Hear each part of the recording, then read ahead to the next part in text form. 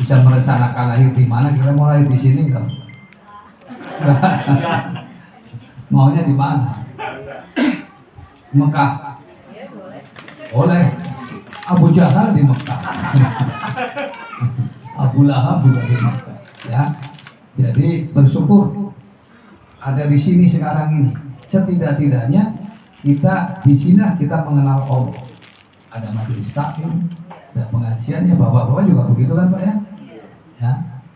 Coba kalau enggak, ya, enggak tahu, enggak jelas arah hidup kita sebenarnya mau kemana, dari mana, untuk apa, dan mau kemana.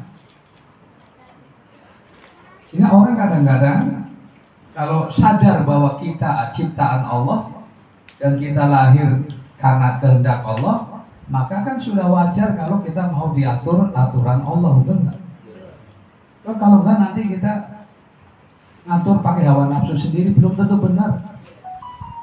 Wong di rumah aja ibu sama suami kan pernah berantem ya Bu ya? Sering Bu? Sering. Oh, waduh bapak ini keras banget nih. Kayaknya sering dimarahin istri nih.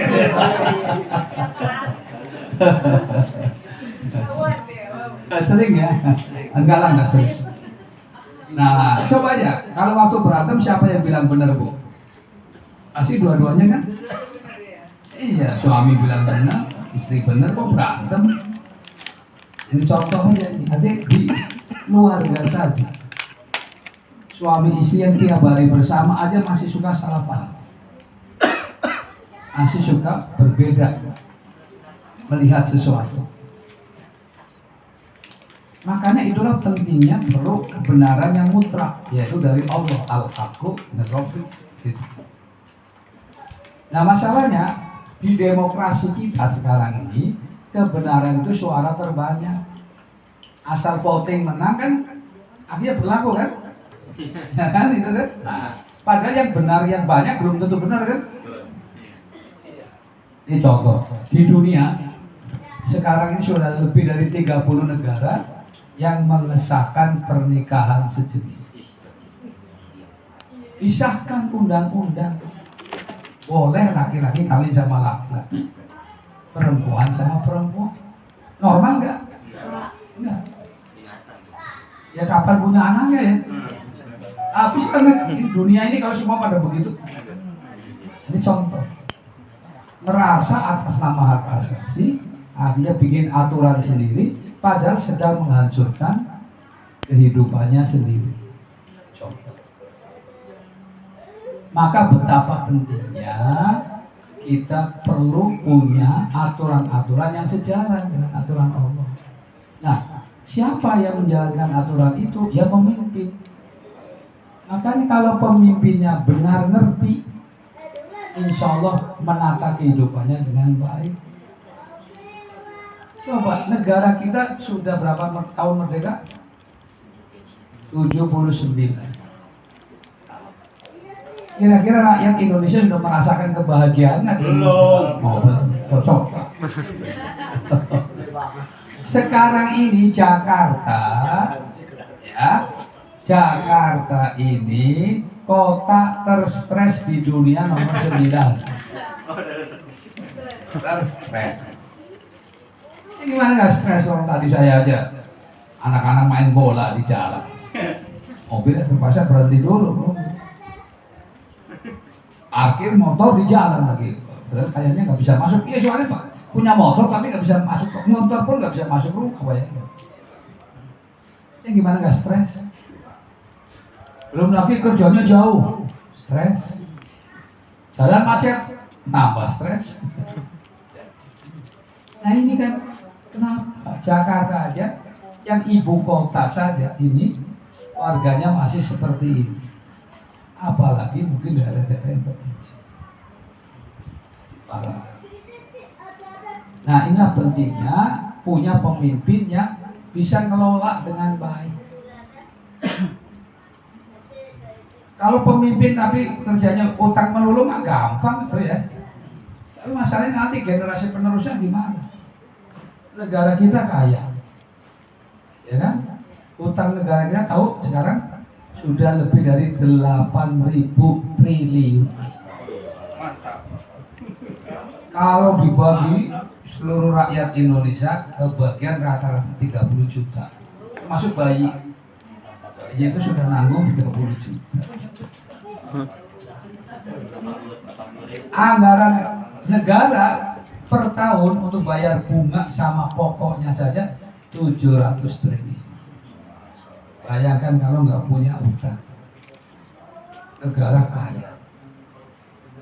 Tapi ya itulah, yang kaya makin kaya, yang miskin makin miskin. Baru nengok sebelah aja gedung tinggi, pasti penghuninya relatif lebih makmur kan? Boleh, makmur boleh, kaya boleh. Tapi jangan ada ketimpangan kayak begini. Nah, ini yang kita akan menyelesaikan persoalan-persoalan seperti itu. Ya saya sebetulnya sudah pernah di DPR, sudah pernah jadi menteri. Ya orang-orang kan turun jadi wakil gubernur. Bukan persoalan jabatan itu bukan kehormatan bagi saya. Tapi jabatan ini amanah yang bisa membantu rakyat. Saya insya Allah mau jadi apapun, jadi RT pun saya mau. Di warga kemarin RT-nya habis, mau pada siapa nih ketua RT-nya? Anak saya nggak ada yang pada mau. Udah kalau nggak ada yang mau, saya nanti kasih tahu ke istri, tolong laporin bu ke ibu-ibu. Nanti kasus siap jadi ketua RT gitu. Gitu. Karena yang penting adalah kan kata hadis khairun nas ayyam ba'um linnas. Sebaik-baik orang adalah yang bermanfaat bagi orang. Ini Jakarta dengan 85 triliun, bayangkan. Ya, untuk ngasih apa namanya bantuan-bantuan, nah istilah sebenarnya bukan bantuan ya, uangnya dari rakyat ya. Kayak kan saya juga kayak tersindir, masa ada bantuan operasional tempat ibadah boti, ya, maka nanti kita ganti aja boti, dori, apa tuh? Dori.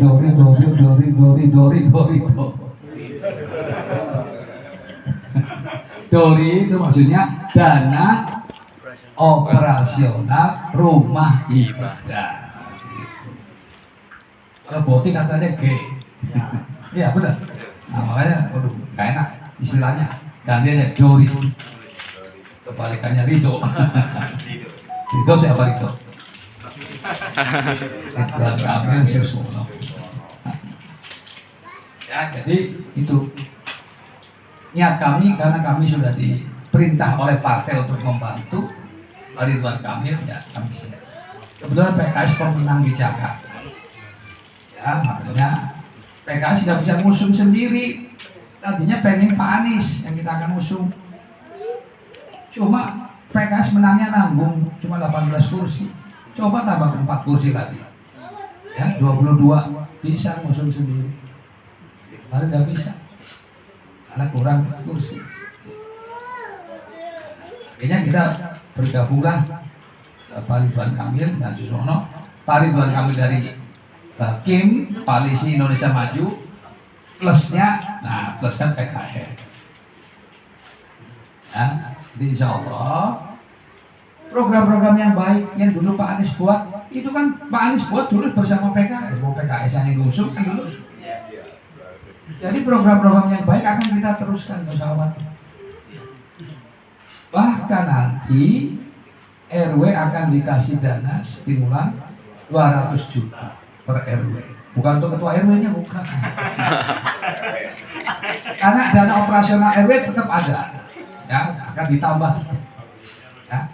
Tapi ini yang untuk membangun kira-kira ini dengan area kayak begini, padat, begini kumuh misalnya. Mana nih prioritas dulu nih dengan 200 juta nih tahun ini apa? Ini alhamdulillah di sini nggak banjir kan ya? Ya. Kita apa? Kebersihan atau kita bikin taman? Kalau mau taman, tanahnya di mana? Nah kalau gitu nanti usulkan, kalau gitu misalnya usulkan, Pak kami begini aja, dibuatkanlah rumah kayak begini nih atas.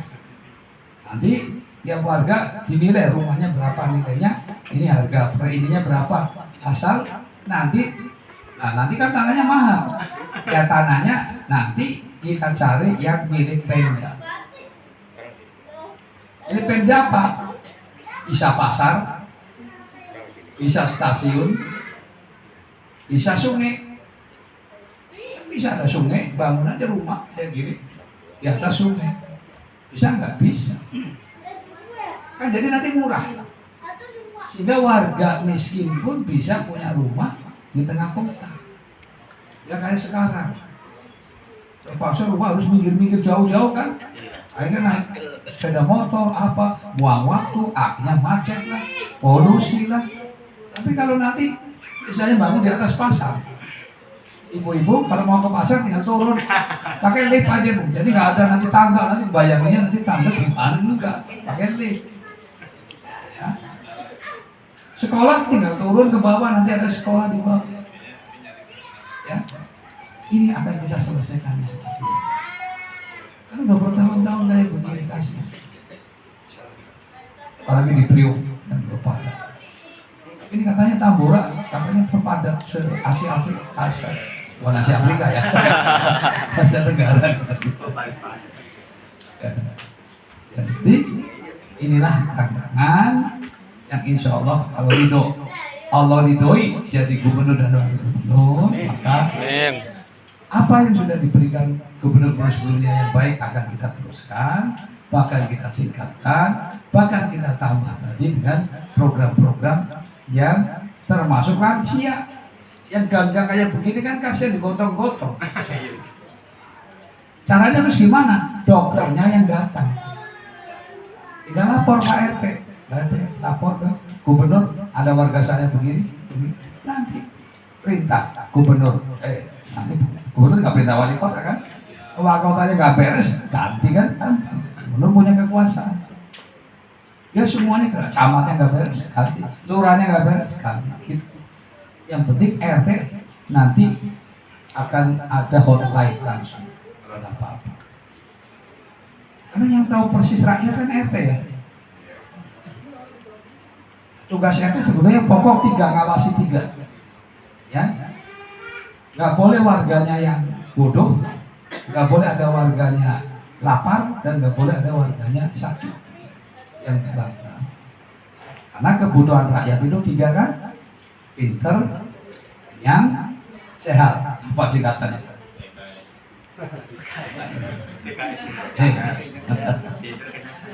Ya. Yang utama, makanya ada tawuran atau apa yang dicuri apa, karena orang pasti lapar kan. Karena urusan perut ini pokok. Tapi kalau udah kenyang, warganya kenyang, apalagi nanti ada makan siang gratis, cuma kayaknya sasarannya baru SD, bukan SD, anak sekolah. Ya, saya sih sudah mau mengusulkan kalau bisa nanti ya orang-orang yang pendapatannya benar-benar di bawah rata-rata yang miskin apa, kalau bisa ya juga gratis. Kenapa tidak? Kalau memang dananya memungkinkan. Ya. Karena itu mohon ya dukungannya. Kenapa? Tadi kebenaran dalam demokrasi suara terbanyak harus menang. Cuma kalau yang milih Ridho cuma segini ya akan menang lah. Tolong nanti kabarin teman-teman. Ya. Syukur di Tambora semua ke Ridho ya. Amin. Jadi tadi kalau sudah jadi, kalau nanti ternyata enggak, tulis di sini Ridho bohong. Nah, enggak apa. Itu hak rakyat kan? Dulu jadinya gimana? Itu pentingnya. Tapi ibu bapak sebenarnya punya wakil rakyat. Itulah. Jadi rakyat itu di daerah Tambora, wakil rakyatnya itu adalah pelayan. Kan kalau wakil presiden, bosnya kan berarti presiden kan? Bosnya wakil presiden siapa? Wakil presiden. Bosnya presiden. Wakil rakyat, berarti bosnya rakyat. Makanya kalau punya anggota dewan nggak pernah dihubungi, salahnya rakyat. Tapi setelah jadi biasanya nomor HP-nya ganti. Akhirnya sulit dihubungi gitu ya. Cari rumahnya. Lu demo Bu, panci. Ya. Nah makanya penting betapa anggota dewan harus dekat dengan rakyat. Di aspirasi kan ada apa istilahnya keses ya, keses sampaikan aspirasi. Ya, jadi itulah program-program yang insya Allah yang namanya kegiatan sosial kemasyarakatan, nggak usah khawatir. Ya Ridho punya komitmen untuk bagaimana supaya rakyat Jakarta 5 tahun ke depan lebih bahagia. Amin. Saja, terima kasih. Assalamualaikum warahmatullahi wabarakatuh.